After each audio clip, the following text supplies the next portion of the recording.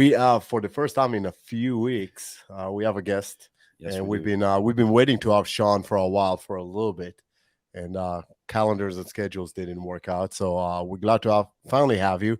So Shawn Soler with Medicine in Bad Places, welcome to the Silver Savage podcast. Thank you so much for having me. It's always a pleasure. Always a pleasure, especially coming off of the last show and seeing you guys and actually having to sit down and be normal, have dinner. It was great. Yeah, so Shawn and us, we cross paths several times. We have a lot of mutual friends in the tactical community and the medical community, and we finally had the chance to actually break some bread and have some drinks at the last Indiana SWAT Officers Association conference. So that was a lot of good time. So Shawn, for those that don't know you, can you give us like a quick synopsis of who Shawn is, where you're coming from, what you do, that sort of good stuff? Sure. So pretty much my background heavily embedded in the EMS community, emergency services. I started out right out of high school. When I was in college, I became very interested in the medical world. So I went down the road of becoming an EMT. Soon after becoming an EMT, I became a paramedic, and I worked actually in Cobble Hill area. So you can appreciate that, right? As far as being in the New York area in Brooklyn. And I did that for a better part of pretty much almost 5 years to the day before I switched over to the New York City Police Department. At the time, back in the 90s, there was really no end in sight for a paramedic in New York City. You pretty much worked until you were like 58, 59, and then you had to retire. So I was looking for something a little bit more of a future, so to say, with a pension, and the police department offered it, and I accepted the job. So that was in September of 2000 when I joined the police department. Sorry to cut you short, but did that mean that you had to put your medical career on hold? Because I know at some point you combined the two, but you did not go into NYPD as a paramedic, right? So I was still certified and licensed as a paramedic in New York State and New York City, because it's two separate certifications. But I did put my medical career on hold for the most part. I always had volunteered my time where I live. I live out in Suffolk County, New York. So on my days off, I continued to volunteer, but I wasn't working as a paid responder at that point. So what'd you do for NYPD? So started in 2000. My first year out, 9/11 occurred in 2001. So that was a big thing for us. I wound up spending a better part of a year and a half down there, or just close to a year and a half down there, doing site security. So I was moved out of the Brooklyn area, and then I started working in Midtown Manhattan. From that point on, in 2006, I made selection for emergency service. Emergency service is the last line of defense for the police department, as it's usually known as. To give you an understanding of how many people are in that unit, there's in 2006, it was roughly 32,000 cops assigned to New York City. 450 of those officers are assigned to emergency service. So I had the opportunity to try out, and I successfully made selection for that. It was great experience. And what it allowed me to do is further my training and with medicine, as well as being a police officer. So at some point you took that all tactical medicine to a whole new level, right? Because that whole concept of a tactical medic embedded with a police unit specifically has been kind of foreign for a while, right? There was a high dependency on the fire department and EMS, and that kind of changed over the years. Yeah, I mean, emergency service in New York City always had some type of emergency medical component to it, rather. Long before I was a part of the unit, guys that came before me, they implemented a New York State EMT program, and that program certified all of the members of the emergency service as EMTs. And that was, being done well before I even joined the police department, well into the 90s, well into the 80s. It's always been a component of it, but the term tactical medicine, and bringing medicine to that level where it's going to be utilized almost immediately, especially if, somebody gets crashed up pretty bad, involved in a shooting, a stabbing, or the assortment of other injuries that you would see in that tactical environment. Medicine being brought forthcoming in that area, civilianized wise, it was starting to become like something that people were talking about in the mid 2000s. I remember in 2007 taking my first tactical combat casualty care class, and that was new for the civilianized sector because really you only saw those classes in the military. All branches had some start of it, but that tactical combat casualty care class that really came out in the mid 90s. It started with special units, specialized units, and then it got brought into all branches of the military through tactical combat casualty care as we know it today.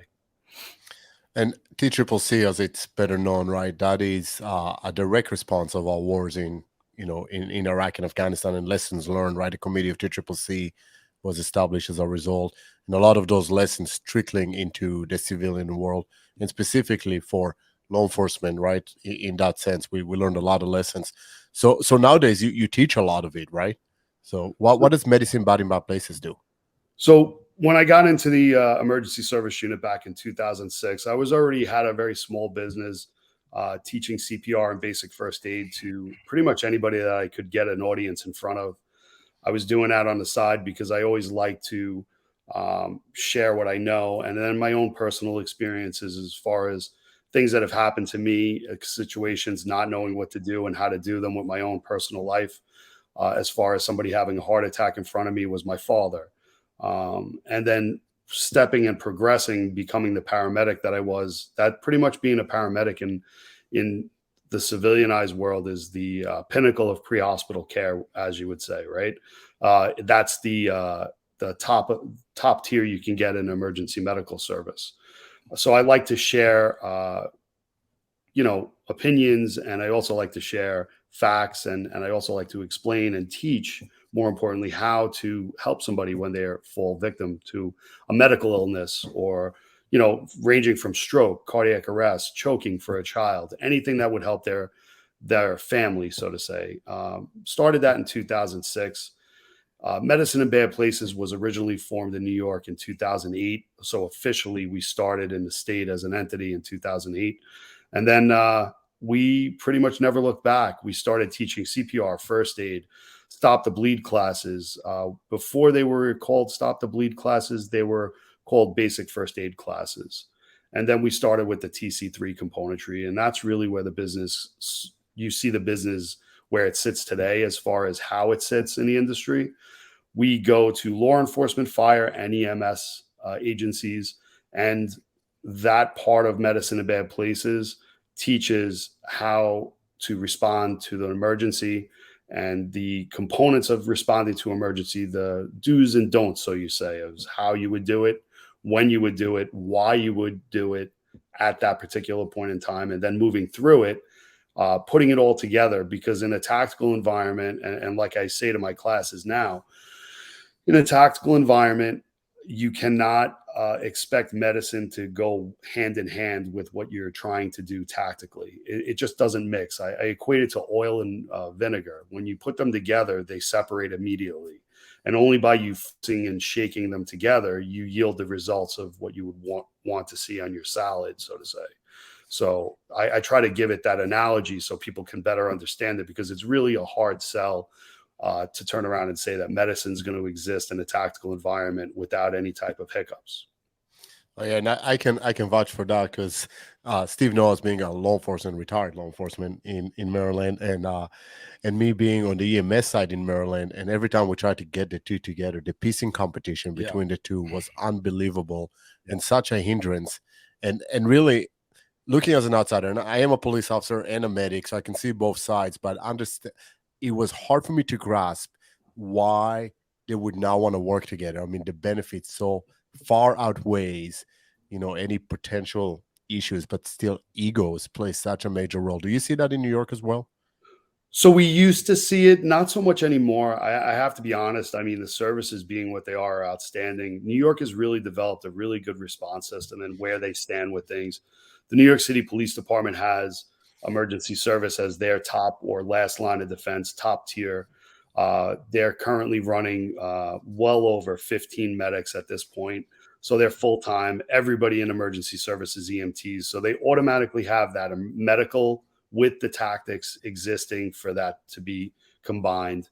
Then also you have the subsections of the NYPD. So you have specialized response or strategic response group, counterterrorism themselves, and they work hand in hand with the New York City Fire Department. So they have what they've called and nationally has adopted the Rescue Task Force has been Yeah. adopted, right? So you're starting to see now law enforcement, fire, and EMS coming together as soon as the scene is deemed warm for rescue efforts. So we're seeing a really good response with that. Truth be told, with it, every situation in New York is no different.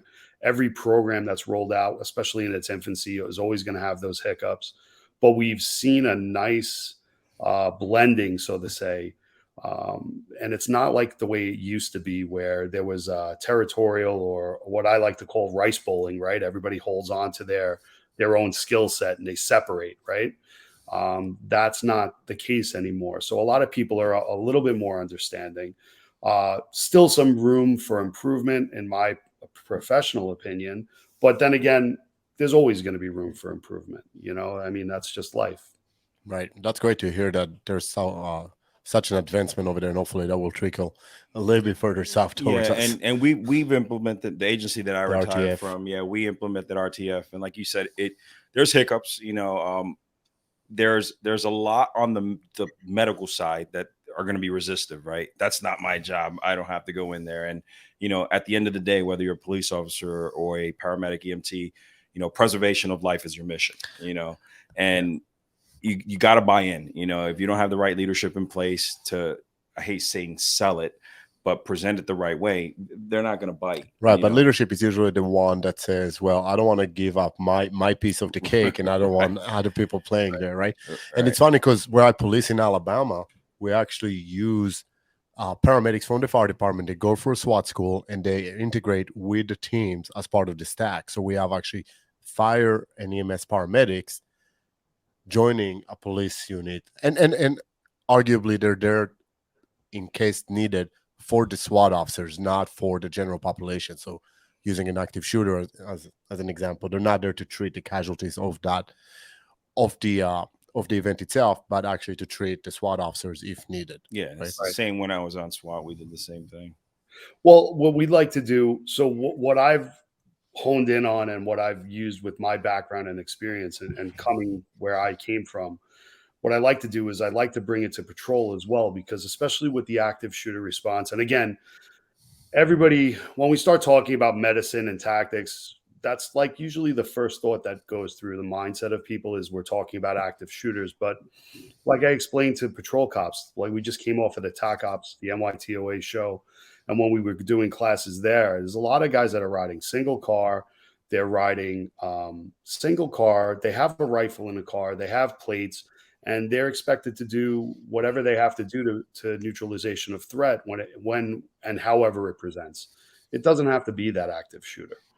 But what happens when they get crashed up along the way and they're waiting for somebody to actually come in and help them, so to say? Or what happens when they neutralize that threat and they have to deal with the aftermath, like we've seen on pretty much all of these jobs? Some of the jobs aren't even spoken of. They don't get that front page sensation, and that's it's one of those things where I try to explain to the class as they come in. Our motto is nobody's coming to help you. So that's the start of the class, and I think that's why we have a lot of success in our classes, and why we're sought after as much as we are, especially in the Northeast, for doing these classes, because that mindset's something that you have to own it for a period of time. It's not something that can be taught to you. You have to embrace that. I use myself as an example. I was the medic of my team, and 12 hours prior to serving a search warrant in 2019, I taught guys, we were doing it because when guys rotate through the team that I was on, known as the apprehension team, we serve all the warrants in the city, or a good portion of them, say 80% of them. The first warrant of the day, I fell down and through a staircase and disconnected both my quad muscles and my knees. And the same guys that I was teaching 12 hours prior, those are the guys that actually treated me on the medical side. So, and again, they did it in a they did it very fast and effective at what they did, but they also had scene safety to worry about. They also had that tactical component to worry about. And that's just the thing that we try to bring and instill in any officer that we come across. Because anybody that's standing in front of these officers today, they have to know what they're up against. They have to know that they have to answer that radio. They have to coordinate resources. They have to secure the scene and deal with whatever's coming their way as far as injuries for themselves first, and then for everybody else around them. It's a really strong mindset to start developing, and the basic class that you can take, that 4-hour class with us, starts that building block, so to say, that we've been successful in pushing at conferences, and we've also been pushing it in our corporate sector too, because we do exist in a corporate world as well for security.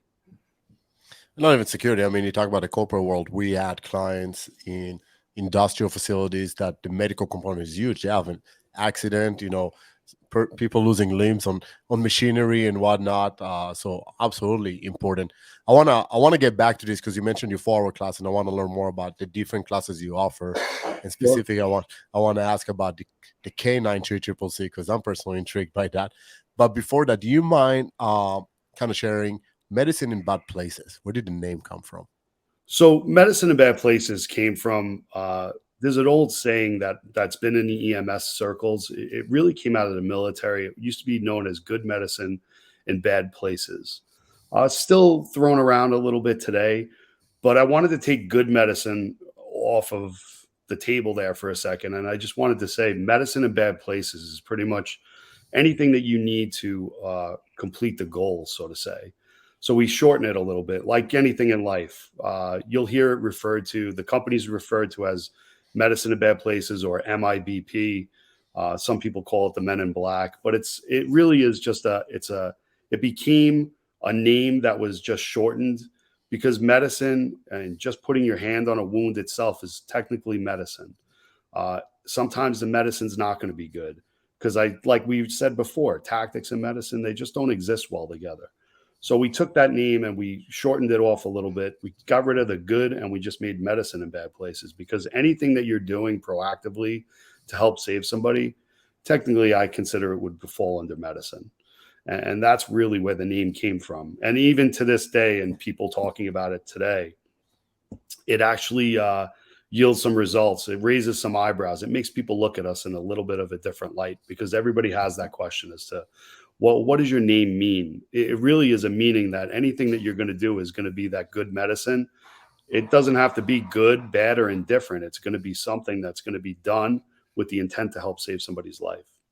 Right. And I'll be honest, I won this sweatshirt that has your company's logo on it for a few years. A mutual friend of ours gave it to me, Tony. And Yeah. I can't tell you how many people approach me and ask me about it. First of all, the graphics on the back are pretty cool, but then the logo itself and the name. So I'm glad you explained that. So tell our listeners a little bit about what are the different classes that you offer. So medicine in bad places, we do an assortment of stuff. The company has grown over the years. So we're coming into our 19th year now of existence. And the current class offerings that we've been doing have been pretty much geared for first responders. That's the one vein of medicine. Then we have 2 additional veins, lifelines, so to say, merchandise being one of them. You met Wendy. Wendy is in charge of doing all the graphics, and she brings the artwork and the ideas that are stuck in some of my guys' heads, and myself included, to life with graphic artists that she knows and we deal with. And then outside the house line, like we've partnered up with, in the past, we had Grunt Style was one of our partnerships, 9 Line Apparel, 511 Tactical. So we partner up with people in the industry that understand what we're looking for as far as products and quality products. Everybody that I just mentioned, they all have quality products. We have a couple of different things going on there. And then we have the corporate world. So we custom cater classes for corporate based on what their needs are. If it's security, it would be from OSHA compliance to CPR to basic first aid to learning how to utilize AEDs. And then we consult on the level of giving them an understanding where they want to put the equipment, what they're responsible for within the state in which they are operating out of. There's a lot of executive protection companies that we do business with, some small, some large, and those clients, request mobile equipment and then medical direction that would go with it, and how they would secure that. They wind up securing it with us and our partners. And then going back to the first responder level, the classes in which you speak of for first responders, it would be starting with CPR, basic first aid, and we go all the way up the train to a 40-hour TC3 class. So 5 days long, intensive, sleep deprivation involved into it, all the way up to a 2-day class, which is usually the more common classes that we offer. So we'll do a TC3 traditional, or we can do a TECC. We're certified on a national level to do all of the classes that I just mentioned through multiple different venues. So for CPR alone, we're certified with 4 different certifying agencies within the state of New York to deliver those classes to anybody that we come across that needs CPR. So lifeguards in the East Coast, they usually go Red Cross for their CPR. So if you had a lifeguard agency, we would send you a Red Cross instructor. And then subsequently, if you're in a medical field and worked in a hospital, you'd want American Heart, because that's the standard in which most hospitals in the Northeast require. We have those instructors as well. So we have a broad base of delivery platforms, but the tactical classes that we offer start with a 4-hour introduction. And what the 4-hour introduction is a little bit more of a stop the bleed, right? Stop the bleed would be your basic 90-minute learn how to stop somebody from bleeding to death. Our 4-hour class is an introduction to an individual first aid kit. And that really sells you on not just stopping the bleed, but problems that you can see with somebody's airway and their breathing and how they're breathing, and to relate that to somebody with the medical background so they can get the care they need in a timely manner and try to save life. It also talks about the topics of head injuries and hypothermia, completely covers March. And for your listeners that may not be medically trained, March is like the algorithm that covers everything for any of the tactical classes. It would be the massive hemorrhage, stopping of massive hemorrhage, your airway, respirations, circulation would be anything else, right? And then that H would be for hypothermia, keeping the body warm. And then the head injury, potentially, if it existed from any of the injuries, whether it was penetrating or blunt. So I'm thinking corporate world, right? A corporate environment, and my wheels start spinning. Depending on the organization and the business, their needs may vary, right? So if I'm, let's say, working on a construction site, I can anticipate certain types of potential injuries or illnesses, right? If I work in an office or a pharmaceutical plant or whatever, those vary. Can you guys tailor programs specifically for each industry per their requests? So 100%. And one of the examples that I'll use that we've been very successful with, we've actually had a couple of saves in the industry, which has highlighted what we do as a company and what we're known for in the industry. The boat pilots union. So the pilots union, boat pilots are individuals who are highly trained, takes many years of learning how to operate a boat, but they bring in all of the container ships to U.S. ports. We started working with a couple of agencies a couple of years ago after an unfortunate accident that had occurred. And what we did was we custom tailored a program for what they would see. And that would really be like a maritime boarding and injuries that they would find with boarding. So the injuries that you would see with boarding would be falling off of a ladder. Jacob's ladder is usually what they would utilize. What they can effectively train for and treat, because they're waiting for long delays for somebody, usually being the Coast Guard or an air or a life flight, to actually go to them and pick them out of the water, literally, because they're going to be offshore while they're going to these ships. They're usually brought in, they take over the vessel and bring it to port. But if something happens while they're boarding or unloading outside in the waters, they're responsible for themselves. Sometimes their windows of rescue are 20, 30, 40 minutes. And anything from falling off the ladder, falling into the water itself, getting hit with a propeller blade, and going under the boat, drowning, electrocution from some of the open wires and stuff that exist in some of these boats. Again, there's a ton of different emergencies that could arise, medical emergencies too. And we've actually had a couple of successful stories where the training that we've put these pilots through has actually saved lives and limb, right? Because if you're bleeding and you're waiting 20 minutes for a ride to a hospital, realistically speaking, you have to stop that bleeding, or else you're not going to be around too long. That's just one example of a customized class work and load that we put together for a corporate client, and clients inherently become family to us. So if we've ever worked with you, we always say welcome to the family after when we first start working on a class. And it's funny because even to this day, our database is in the tens of thousands as far as email contacts and the people that we talk to on a regular basis. And everybody knows each other. It's a long distance relationship. If they need something, they call us medically, or if they have a question about something, and we can custom coordinate and customize and send them down the information they need in a timely manner so they have the best possible chance of success. Always what we're trying to do is better ourselves, better the company, and give as much as we can. I started this company with the idea it's for us, right? Meaning us and those like us. So people that are doing their job and they need to understand that nobody's coming to help them because of that mindset existing. It's the difference between them living and dying. God forbid they ever have an accident in the industry in which they're working. It's not all of our corporate clients or suit wearing individuals that are, that has the air in the summer and the heat in the winter. There's a very big mix of individuals that we cater classes to on the corporate side, and the boat pilots being one of them. I'm very proud of the programs that we've set up for them. And this year alone, I mean, we've trained well over 200 of individuals in the industry in that level, and it's always refreshing to hear some of the stories that come back to us.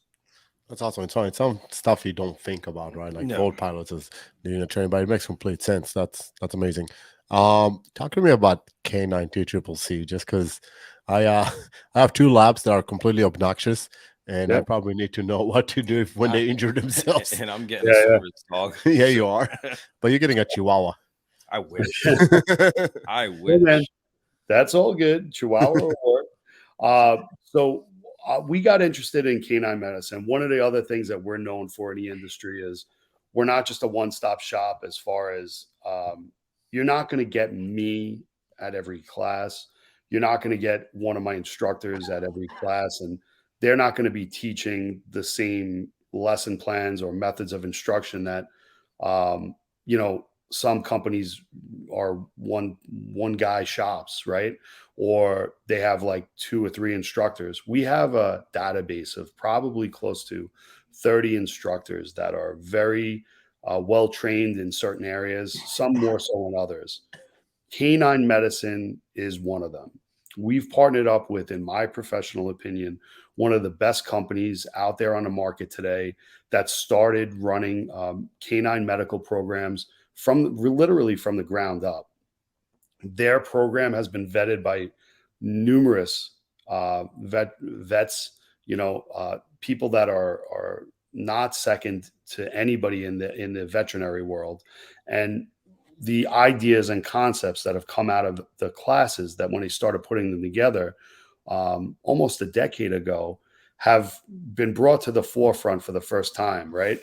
So between the guys that would teach the canine medicine, I'm not really versed in the canine medicine as well as my instructors are. I know the program because I approved it, right? I always look at it and I like to say that it gives my stamp of approval, so to say, right? It's something that I buy into.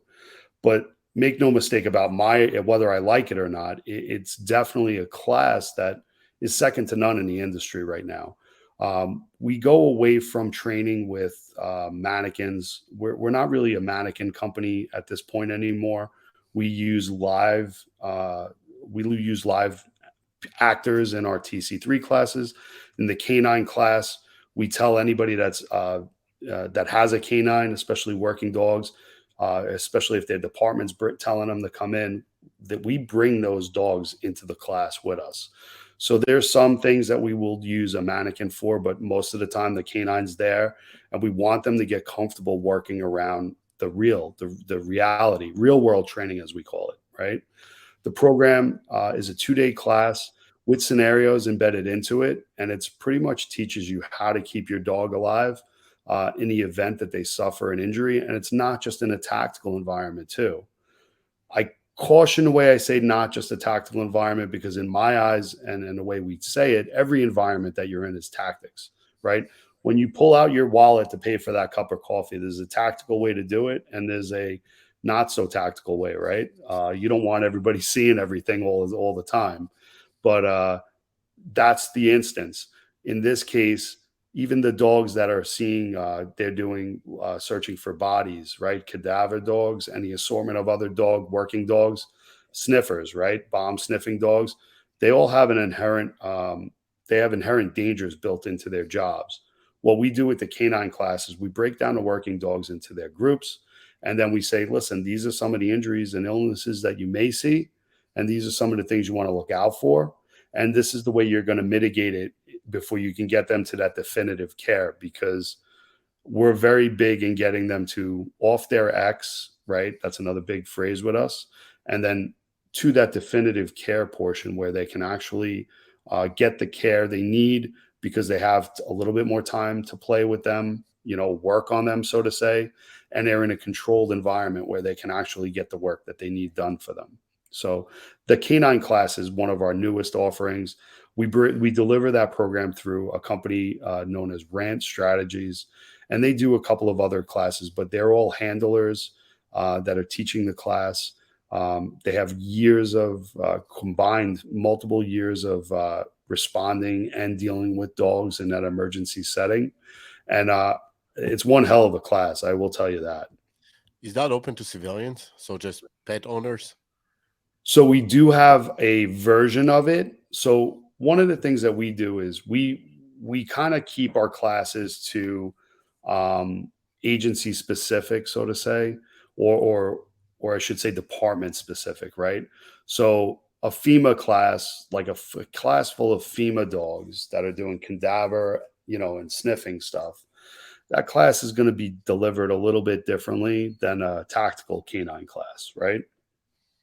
Same topic can be delivered to civilian settings. So the short answer would be yes, 100%. We have a civilianized class as well as an informational. And we also pick and choose how that delivery system is going to come out. So we would never invite a civilian dog owner to a security class, so to say. It doesn't jive well. The dog isn't going to behave as well as a trained dog. And if the dogs are trained well, again, some of that information we don't want to be putting out as general public information. And that just goes with anything that we do nowadays. That makes sense. I mean, we do the same with, let's say, our SEER class, right? So we have a version for law enforcement from an undercover plainclothes version, and then a different version, which is obviously some skills we don't want to put out there, but for civilians. So 100%.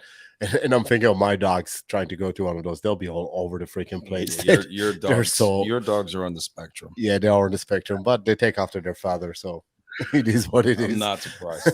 Nothing wrong with So let me ask you another question, because a lot of our listeners, a lot of them do come from the tactical world, and they're like you and I and Steve a little bit. Nobody's like Steve, but somewhat. But a lot of them are just business owner entrepreneurs that follow us for just because they relate to the small business mentality. And you and I had a little bit of a talk at the ISOA show, but COVID forced a lot of businesses to pivot. That was the big term, right? To make adjustments to how to run business. I know you specifically face some challenges in the sense of adjusting curriculums and how you go after contracts, in a sense, right? So as a business owner, what are some changes that you made to not only keep your business afloat, but you grew over the last couple of years substantially, right? So what kind of lessons can you share with some of our listeners? So COVID was really for us like the great reset, right? And not to term it like that, but really I have no other term for it.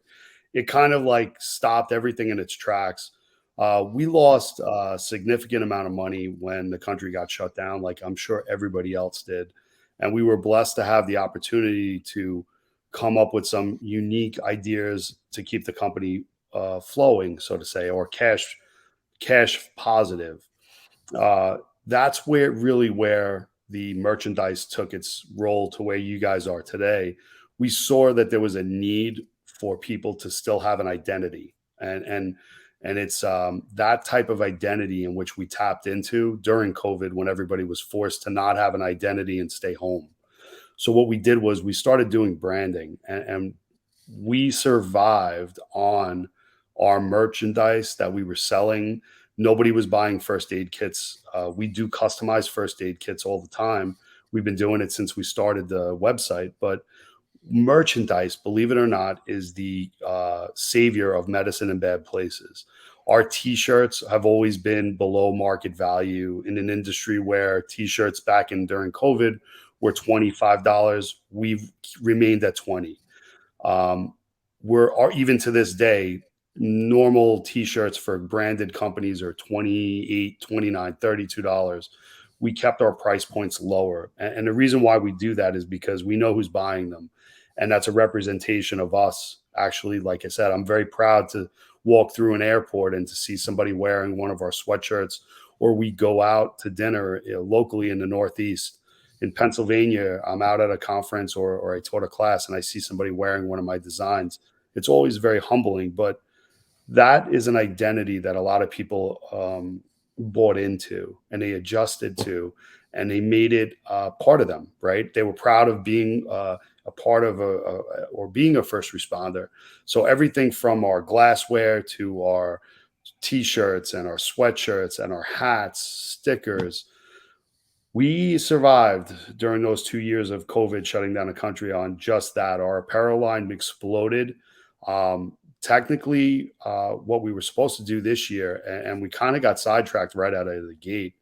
The announcement was supposed to happen in January that we were splitting the company into three different entities, and merchandise was going to be under the parent. So corporate was going to take over, and our merchandise division and our class division, our classwork division, was going to take two separate entities. And we never got a chance to implement it because when I tell you January turned on like a light switch, it was unbelievable. And I've never our growth for this year, we have already passed, we've already passed numbers that we were looking at last year for first, second, and third quarters, which is unbelievable when you start thinking about it from the business perspective. Because, like you said, not too many people wound up holding on to their companies. They kind of let everything go. Personally, we lost independent contractors. We lost about 10 of them. And it's a shame because they had to move. They uprooted their family from the New York area. And they had to move because there's just the cost of living and everything else that was going on. Some of them lost their jobs due to mandates that, we all know too often. We all have somebody that knows a story on that. So it was unforgiving, man. I'm happy to say that we've survived and we're coming out of it this year very strong for us.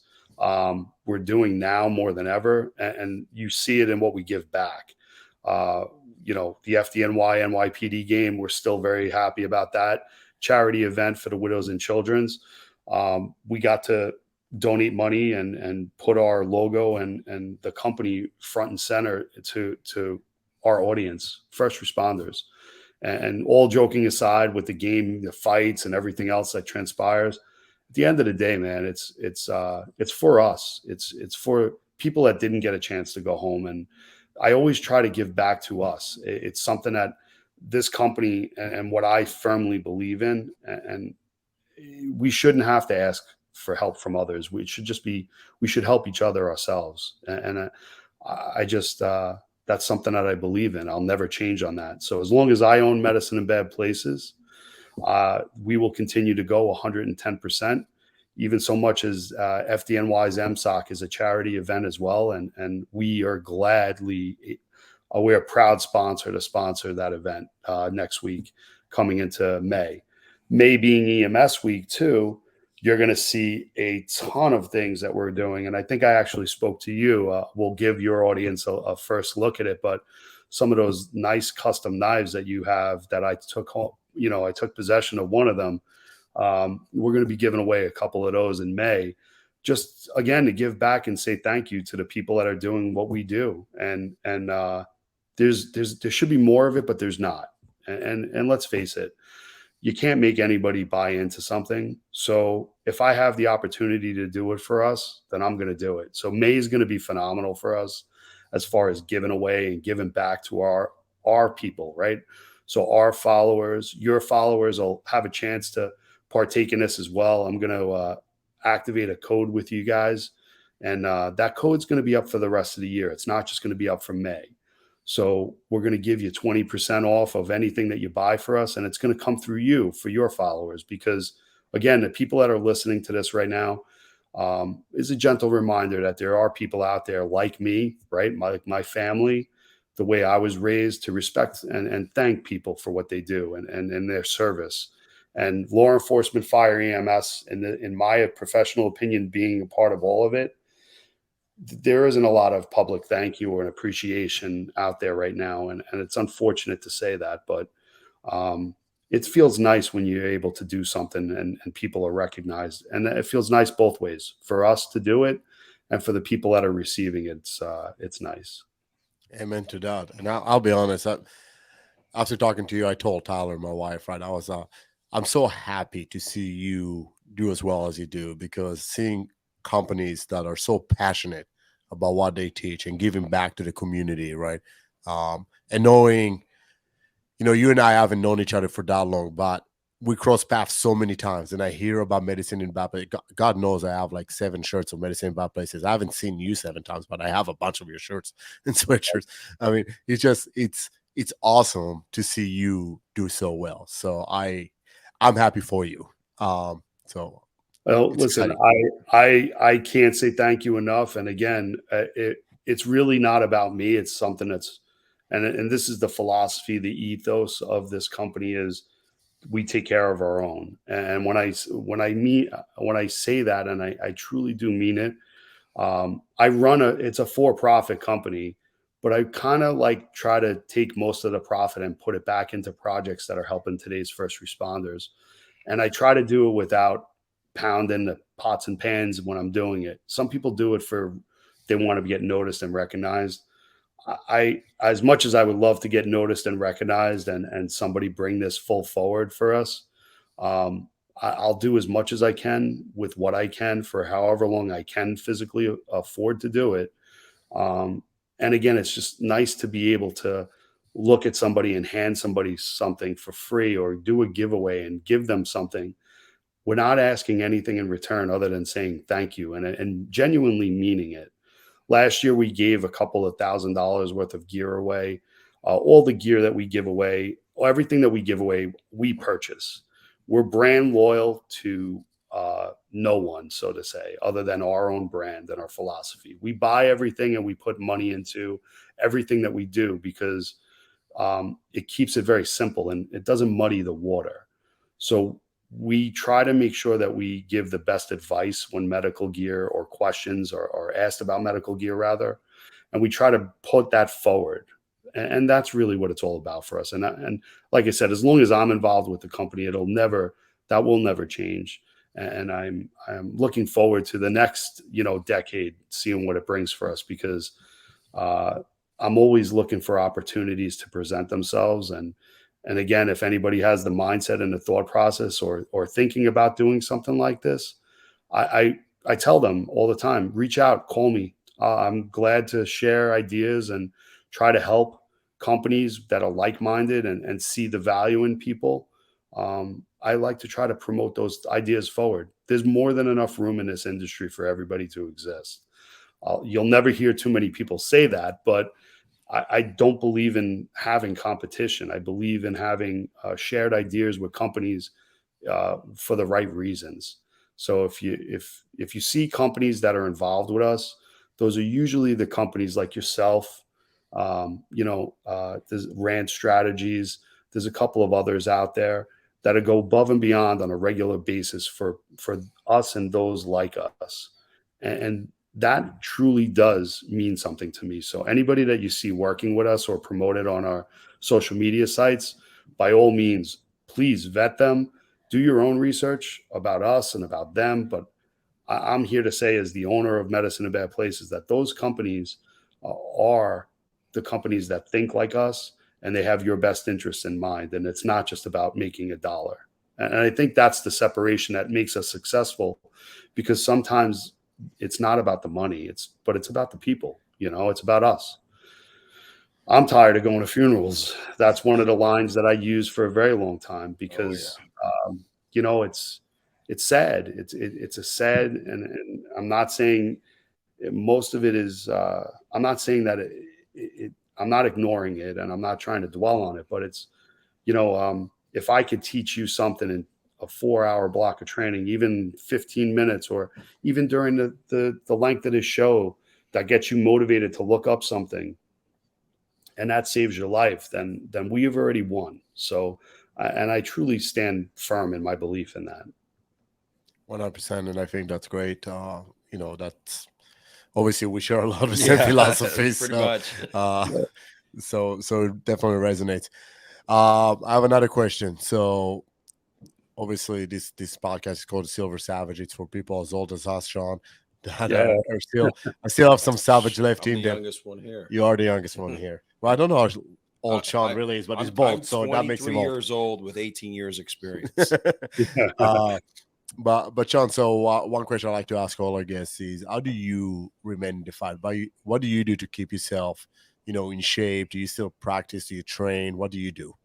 So I was, up until 2019, I was very active. I was still training Brazilian Jiu-Jitsu. Lockdown was my school that I trained in Ronkonkoma, New York. Loved it. I wish I had more time for it. That was when I was my second coming, so to say. My original school had closed down a long time ago, but I definitely like to try to remain as active as possible. And I was always into some type of martial arts. So I always like to do that stuff to keep myself physically fit. Also, for a job perspective, it's kind of goes hand in hand with protecting yourself and protecting others, including the individual that may not be in their right mindset. 2019 was a devastating year for me. I will share a lot of my personal stuff with anybody that's willing to listen, and you guys are no different. And I know this is going over the air, but 2019, I suffered the devastating injury of my quad muscles being torn. Two of the biggest muscles in your body. I tore not one, but both of them. Reconstruction could only happen to one of my legs. So that kind of was the stop, so to say, on anything physical. For even to this day, I still have limitations, and it's unfortunate to say it like that. I wish I could do more, but I still pace out. I still try to keep myself active. Physical therapy is stopped, but I still stay active by trying to move as much as I can. And again, just moving. Moving is life to me, and that's not just a martial art philosophy. That's a real thing that I've seen firsthand in all the years that I've been in, paramedic and paramedicine, and watching people in various stages of their health and up to their death. Moving is life. So moving is your first step. You got to keep moving. Being retired now, I can tell you I'm not as active as I used to be. And after the injury, I definitely put on some weight that I wasn't too proud of and happy of. But again, it's diet, control, and then going into some type of workout routine, so to say. My workout routine right now consists of bands. I'm doing a lot of bands, and I'm trying to build up some strength where I used to have it, but I no longer have it because I had to stop working out for the better part of 2 years now.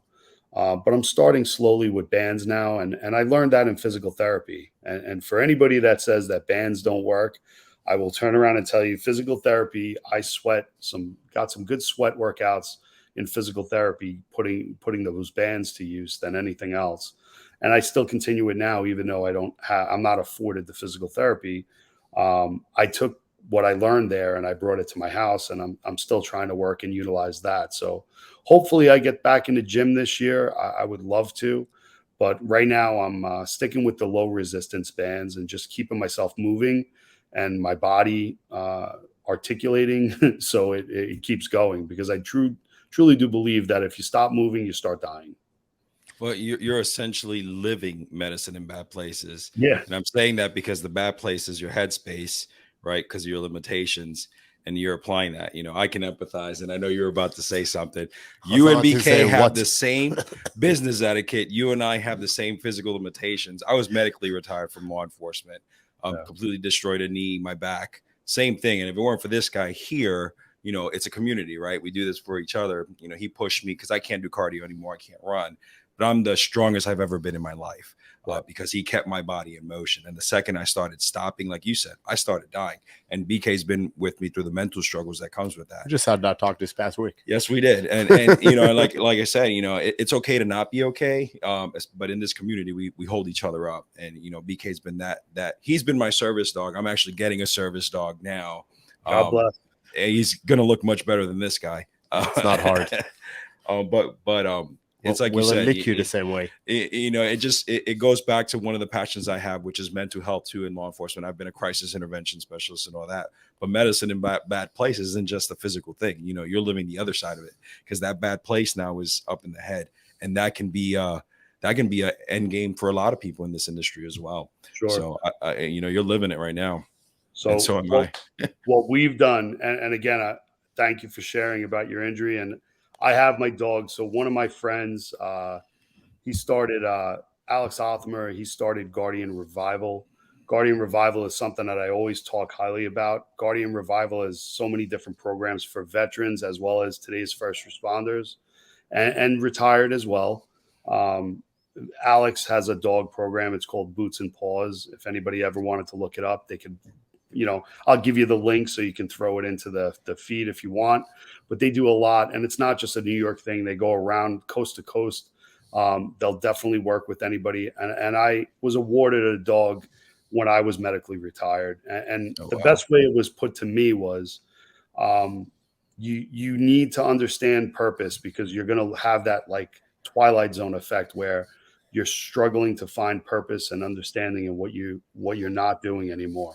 And for a good year and a half, I woke up at 3 o'clock in the morning like I was going to work, like it wasn't going to stop. I'm a little bit more regulated now, but I still got to tell you, my internal clock from getting up at 3 o'clock in the morning, it's still there. I still wake up. I'm still ready to go. I usually find that that's the best spot to where I can, if I do wake up and I get out of bed, that's when I'll do the band workout. I'll work out. I'll come downstairs. It's easy for me to put it into my day. And because we all know that there's not enough time in the day when we start going, the world wakes up like on the top of the hour at 9 o'clock at 8 a.m. And then, next time you blink and it's 9 o'clock at night and you're ready to start settling in again. And the best way it was sold to me was, the dog, and I refer to her right now as that, the dog, right? So Lexi, Foos. Oh, she German trained. So yeah, so she's a German Shepherd. Come on, Foos, Lexi, come here, Foos, up. I don't perform on camera. Up, come on. She knows not to jump up, so she won't jump up on me. But I'll try to get her. Come here, up. Come here. You don't want to say hi? Is it a black lab? She's a black lab, yeah. Here, I'll try to give you a little eyesight. Here we go. Where is she? There she is. Oh, pretty dog. So she's coming into her second birthday, actually. Jeez. Time flies when you're having fun. But she's been my world. She goes with me pretty much almost every place. When I go on a road, unfortunately, she's not, but she's still in her training phase. She's still a pup. But definitely, guys looked at it as almost like a sign of weakness. And I got to tell you, It's not, man. It's Yeah. unbelievable. It's an amazing feeling to have her a part of my life. We joke around. A lot of the guys at work, they call it she's the CEO of the company. So a lot of guys have like a lot of guys love her. And again, when we do bring her to classes, it decompresses people Oh yeah. instantly, man. And she knows it. If somebody's having a bad day, one of my kids comes home having a bad day, she'll go to them, she'll sit with them, you know, she'll bring her toys to them. It really is an amazing thing to bring an animal in. And I've had labs my whole life too, and not a professional trainer. I'm a homeowner, you know, I'm a working guy. So the time that I spend with my dogs definitely I believe helped me deal with everything that I've seen. And we talk about that mental awareness, the mental health issue for first responders, because like me, if anybody that's listening to you to this show is like me, then you hold all your stuff in. Oh yeah. And that's a good thing sometimes, but it's also a bad thing. You actually need to understand exactly what you're capable of doing, and you also need an outlet to get it out. I equate that to working out with mixed martial arts to get that to off gas, right? But again, you get to a high stress incident, you put through a high stress incident, and you're left thinking about what happened, what should have happened, what could have happened, or mistakes made, things weren't done right, or they were done right, but they're not to your satisfaction. It all stays up here. And when we do these classes, we always talk about it because unfortunately, and again, and I'm sure you guys have stories as well as I, but one of my instructors unfortunately took their own life in 2019 as well. And that was devastating for me to accept. That one was, I have several friends that have done the same. And again, no valid reason in my mind is put in place when I talk about it. But acknowledging that there is a switch sometimes that can exist and that doesn't we're not aware of. Mental health is something that we all need to be reminded of every now and then, and that's why I bring Lexi to where I bring her. I took her in, and I accepted this gift.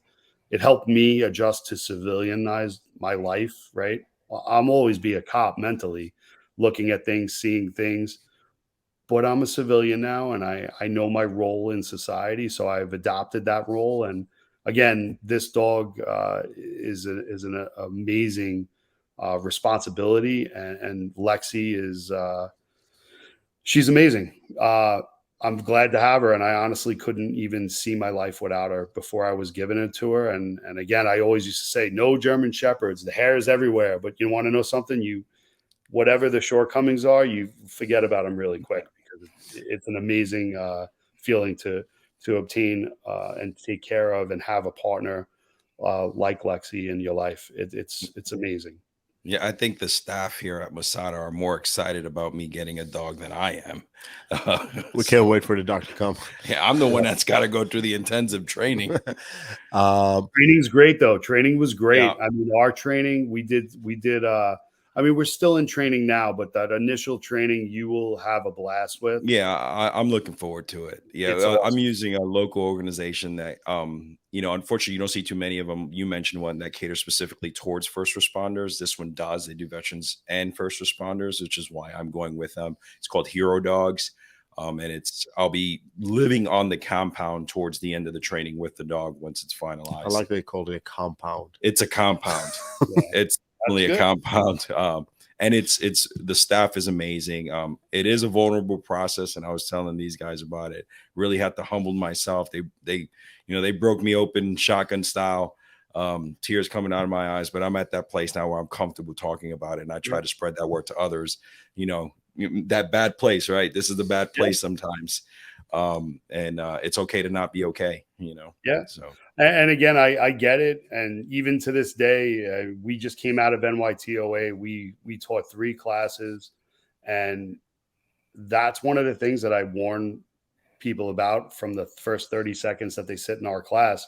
And it's not just me, it's something that I lead my instructors to do as well, because all my instructors are first responders as well, or former military. And we all have collectively hundreds of years of experiences, and things that affect me may not have affected you in the same job, same mindset, right? Different set of eyes, same mindset, different set of eyes, but different digestion of it. And I tell them in the class, like, listen, I'm going to teach you about this stuff, and I'm going to use things, and it may trigger you. And I don't mean trigger as like what we're talking about on a lighter end of things, right? I'm talking about having flashbacks to jobs and where you responded to. I have a couple of jobs that these classes trigger me to, and it brings me sometimes to a very dark place. And there is emotion that's exposed. It's raw. It'll never end. As far as I've concerned, I've adopted it as my own. When you ignore it, you're putting the lid on it. You can put the lid on it for only so long, but then you can't ignore it. You have to own it. You have to adopt it. Look at it. Look at yourself in that mirror, and you have to own whatever it is. And once you do that, I can guarantee you, and I've told this and I've shared this idea with people, many other people, and it's not just one person that I've listened to say this. There's a collective group of people that have been through a hell of a lot more than I have been. And I listen, and I listen to how they take accountability for these things and how they own their life, right? But if you keep looking at something in a negative light, and your perception is that, you're only going to see it as that. You have to open up that, you have to have that perception shift and open it so you can acknowledge it, own it, and then move through it. And I try to tell that in these classes. I mean, you snap your fingers, the class is over, and we've covered everything that we needed to cover on a medical end. And then we've also covered on the real down and dirty end of life. I'm telling things that to these people that normally a lot of instructors wouldn't get away with selling, if that makes any sense. And the reason I can get away with it is because if you have any doubt in what I'm saying to you at the time, or what I tell my instructors to say, is bring yourself into the vulnerability of being a student in somebody's class, right? I always take the under the radar approach. I don't believe I'm any different than anybody else that's sitting in my class. I humble myself, right? I have over close to 30 years of experience of first responding. And the person that just started their journey a year down the road may have been involved in stuff that's career ending for them, as well as if I was exposed to it, I would be thinking about ending my career as well, like retiring, early retirement, or just getting out of the job itself. I try to explain to them that these are things that we have to be aware of, because if not, you sneak up on you, and then again you find yourself in that dark place, and it's not a good place to be. Hey, Shawn. So I'm sorry, I didn't mean to cut you off. No, But no, I want to invite you back on and specifically talk about this, because I think this is a very deep and important topic, right? When it comes to mental health. And hopefully I'll have my dog by then too. So we can both do it. It's something he knows I'm passionate about. Even though, I'm a gun runner like you guys and all this stuff. I took a really significant transition when I became a sergeant and supervisor. And then when I got injured in the line of duty significantly and tried to push myself back onto duty and kept getting pushed out, and how it affected me. And, I always sum it up this way, right? Transitioning from two different military branches, I went right into law enforcement. There really wasn't a break in between, right? So I was always in a uniform. I mean, from the age of 10 in Bushwick, I was in the Coastal Patrol Cadet Corps, until I joined the military, all the way up. And when I civilianized, quote unquote, it's like a freight train that's 2 miles long, going at 60 miles an hour, coming to a sudden stop. What's going to happen to all those cars, right? They're going to come hitting and doom, doom, doom, doom, doom, doom, doom. And that's pretty much what happened. So I think that with your experience, I know you've got stories to tell, because I have no stories. My ass, you don't. I think that'd be a great. I don't get a dog. We're gonna have a dog together. I'll be your Chihuahua. There you go. But I think I would definitely love to have you on again, Sure. Shawn, and specifically talk about that topic, especially working in New York. I grew up there. I know all the crap the first responders dealt with. We should have Ed Norris on this. Yeah, it's what pushed me into law enforcement. I wanted to be FDNY, but I ended up going into law enforcement. But it was walking to junior high school, Halsey Junior High School, 296. I saw a woman getting beaten, and 4 firefighters came out of their house and just took it to town on this guy. And I was like, I want to be those guys. It was awesome. So anyway, on that note, yeah, so we'll have to do a follow-up. I would love to, again, I would love to talk about the topic. It's a topic that we don't spend too much time on at any given moment, but I do believe that it has its value. And if you have to put a face on it, it's guys like yourself that are willing to talk about it. Yep. Guys like me that are willing to talk about it. And then we also need that other component of the guys that are willing to listen to it, because some of them will listen to it and they'll absorb a little bit of it.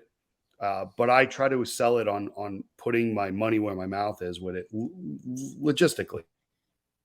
Since 2019, every business card that I make is made out of a slab of aluminum. And that slab of aluminum is just a little bit bigger of a cut than a piece of paper. And the reason why it's done like that is so you don't lose sight of that card. And that card signifies something that and I'll show you a copy of one of the latest renditions of it. This card signifies everything that we stand for. It gives you access to us 24/7, not just through an 800 number. All my instructors that have cards, their personal phone numbers are on those cards. And the reason why those phone numbers are on those cards is because when I was a police officer, long before I got into emergency service, I saw the darker side of what we do and what we face and problems that we go through. And I've been through most of them personally, on a personal level, that phone number is there. And the way I bring this mental health full circle in our classes when we're talking to first responders, you may not want to tell anybody in your circles. You may not want to talk to your family. You may not want to introduce anything because you're vulnerable. And like you said, I think you said it best when you said they cracked you open like a shotgun, right? But you're vulnerable at that point and you don't want to sometimes necessarily own everything. What better way to maybe remember is take my card. You see my phone number, call me. You got nothing to lose. If you call that number, you're going to get me. You're going to get somebody, or you're going to get one of my instructors. And if you spent any amount of time with us, whether it's 5 seconds at a booth at a show, or 30 seconds, or 4 hours, or 2 days, or a week, you've made a connection with me in some way, shape, or form. And if you see that there's validity in that, maybe you'll be willing to share with me something that you don't want to share in your inside circles because I'm not that close, but I'm also an avenue and an outlet that you can utilize. And again, I don't want to take up the whole time with it, but just to give you an idea, and this was pretty cool because as I was moving, because I just bought a house and I just moved last year, this was my first business card. So this was the first business card that we ever designed on metal. And it's a very thin, almost tinfoilish piece of metal. And then we got to this point where we're actually the thickness of a metal credit card. And this stands for the transition of what we believe in. And again, it's something that I'm extremely proud. I do it. It comes at a cost, but I do it because it's one of those things that if we can make a difference in anybody's life, then and be the deciding factor to help them through a tough situation, then I'm every amount of money that I spent on a project is working. And since 2019, we've had 2 people call us, not, but 2 people have reached out to us. And that's why I'm so passionate about it, because again, it all goes down to protecting us, right? Us and those like us, people that are doing the same thing, law enforcement, fire, EMS, the military people that are folks that are coming home and they may find that transition a little bit harder than what they expected, or somebody that's in a first responder position, like you said, like yourself, like me, medically retired. 1 minute I was a police officer, I was a detective in the New York City Police Department, and like a light switch flipping off, I am Mr. Soler, and that's it. It's done. It's over. And there's an identity, a piece of your identity does fall short. It falls off. you have to learn how to deal with that in a healthy way. Some people go through a very hard time with it, and it's not just that; it's everything in between too. So, I'm very passionate about it. I definitely like putting money into projects on that level. I will always continue to do so, and I always continue to spread the word. And if I have to be a poster child for that, then I don't really, I don't care. I'm the You know, same way. I'm very solidified in my approach of what people think about me externally and why they think it. You Oh know, yeah, I'm the same way. And just because I'm an idiot like that, I'm gonna lighten the mood a little bit and say you can use those cars as a weapon, man. You know Yeah, That's what? what I'm As thinking. soon as he said that, I thought of the Equalizer when he Oh, right. when he took out the dude with Equalizer the 2, right? I think it was number 2. Yep. Yes. yeah, you can't. I'm not saying that it hasn't been done and sharpened. I mean, listen, you can only do so much here, right? Right. Again, it's so you don't throw it away, and that's really where I was going with it. Then the weapon would be secondary, or shimming a door. but Sean, I think what you're doing is absolutely amazing. So I appreciate it. So for sake of the people that want to get a hold of you, what's the best way to get in contact with you? Where can they find you? Information about classes and so forth. Sure. So we're constantly updating on the website, and I am a little slow on the website design, and it's really just because I have to put the thoughts, and my people have to put the thoughts to the people that put the thoughts onto the website, right? So that's we're finding a little challenge in that, but we are our website is medicineandbadplaces.com. We're available on all social media platforms. If you type in medicine in bad places, you'll see it. On some of the social media sites, it's Medicine in Bad Places ORG as original. And the only reason it's like that is because we had a little bit of an issue in the past. Unfortunately, our site was hacked, and it dropped. We wound up having a fight to get it back to Medicine in Bad Places. Um, you know, we're doing well, but I'm not at ransomware well. So it's one of those things that just happened. But we're available on all social media platforms. You can hit us on the internet at medicineandbadplaces.com. We have tabs, drop down tabs. You'll see everything that we're involved in for the most part. And then it also allows you to download an app, both on an iOS platform as well as Google Play. So Android app. You can download our whole store, our whole existence really in the app. We started the app last year. That gives you everything from announcements on class offerings that we're doing, when we're going to be where, who we're doing it with what. 90% of our classes at this point in time are closed classes, meaning the clients requested that the class be a private class. But we're always looking to open up the venue to public classes. So if somebody wants to host a class, they just tell us how many, and we fill the need, and we'll be glad to promote it and put it up on social media to see if we can get any attention. So we're available that way. And again, you could also call, and I'll give you the stuff so you can type it into the just for the notes. The phone number for the company is 1-800-726-1760. And then you can hit me on email as my name, Shawn Soler at medicineandbadplaces.com. Perfect. So, Thank you. And I'll make sure to put it all on the notes. Yeah, yeah, absolutely. sure. And again, there's no such thing as a question. We don't pay. We don't get upset. Some people have come to us. The last couple of things I've heard over the last 6 months been pretty interesting. Some shocking. We had an agency out here, and I'm out in Long Island, New York, and we had an agency that was literally right around the corner from us. I met him. He was wearing one of my T-shirts. We started talking out in the mall, and he goes, I would love to go to a class. When you guys are going to hold classes? I was like, why don't you host one? And his response was like, he looked shocked when I said it. He goes, you wouldn't do a class for us. I was like, why not? He goes, you're too big for that. And I was like, there's no such thing. So there's no such thing as being too big for anybody, right? Again, I will train. If there's somebody that wants to train, I'm going to train, and I'm going to give you the same intensity that I give a group of 30 people.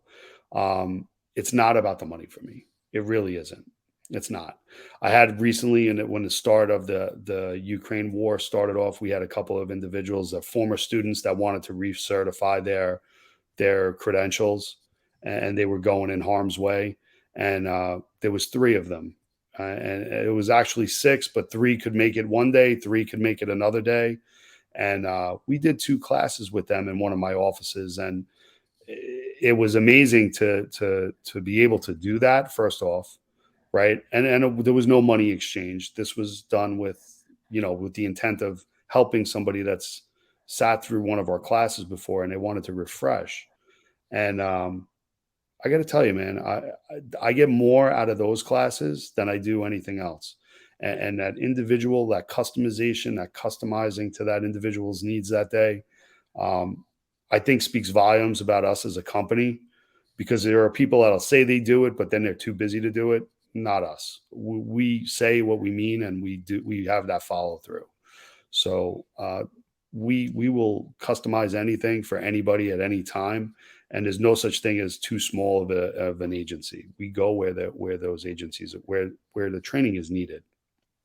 Perfect. Thank you, Steve. Anything? No, no, that was awesome. I'm looking forward to having you on again to have some more in-depth conversation. Sean, Yeah, I know your schedule is super busy. It was hard to connect and find a time for this. I had to see with Wendy and go over her calendar. Initially, it was scheduled for sometime in June, but but Sean is like, no, we can find time Hey, earlier. quick question, Sean, and I'm sure he'll edit this out. So, are you still in Suffolk County? I'm still in Suffolk County, so How am I going to edit this out? yeah, We you didn't don't have to finish. edit it. It's fine. Well, I We're mean, known for being whatever. New York. We're known for being in New York.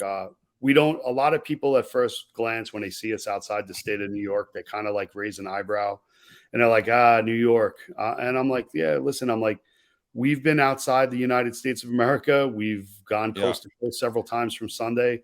One of the interesting things about us as a company too, we keep our client database private. So right, I don't sell my company off of your reputation, your right. brand. Well, I And was asking personally because, like, all my family's in Suffolk, so when you come my here with your dog and we'll do some training. yeah, my I don't know if you know the name DeBello, but my brother-in-law is the union president for like the sheriffs and social workers all in Suffolk County. He's running for a school board and all that. And my sister's the Principal. principal of Do I need to remind you what his Sachem sister does? Elementary. So So, coincidentally enough, Sachem Elementary is right around the corner from us. well, Sachem, if you walk in there, to ask for Brenda DeBello, but her initials are bad, right? Brenda Almendarez DeBello, Dr. Bad. That's my sister, my older sister. So awesome. And I have heard of your family name. So yes, I'm the sheriffs we've done some training through the years with, and I believe we've crossed paths. So well, I may be in Suffolk the weekend of May 26th. If you're around, maybe I'll come have a beer with you. Let's look at 100%. calendar. Where am I? Oh, that's Listen, Memorial Day weekend. is it? So Yeah. I believe I'm set to be around, because I just actually Wendy kind of took today as the opportunity to like sit me down, excuse me, with the schedule, and it was one of those things where Wendy had the unique opportunity to go through a couple of months. So there's a couple of different dates with my daughter. My daughter's graduating. My oldest is graduating high school, and we're doing a couple of other things. But that weekend in particular, I will be local and I will be around. So Yeah, I'll be in 100%, Smithtown. I'm here. So I'm in the Selden area, and I also reside in Medford area. So Yeah, my um, sister lives in Smithtown, so I'll be close I'll enough. connect the two of you. few Yeah, minutes away. Yeah, just connect after out off set, and again, let me know where you are, and I'll definitely make time for you. We'll definitely get that's that beer. awesome. Yeah, Yep. absolutely. I'm a little jealous. You should be. He gets Your emotional. time will come. He Listen, doesn't like sharing me. we have some unique opportunities, and again, I'm looking forward to working in the coming year with you. And again, I truly do believe that we can get you guys here and do some good work. One of our clients, you know, has a need for what you guys are putting out, and I really want to get it on the training calendar. It's just a matter of the logistics. And on the corporate side does things a little bit differently, right? There's sometimes that red tape exists and budgets exist. So those are the things that I let other people worry about, and I try to hand it off. But the information exchange that we just did at the conference is going to be helpful to me, because I'm going to be meeting with these individuals in the coming weeks, and I'm going to, again, try to push it, because we're finishing up a couple of classes with them.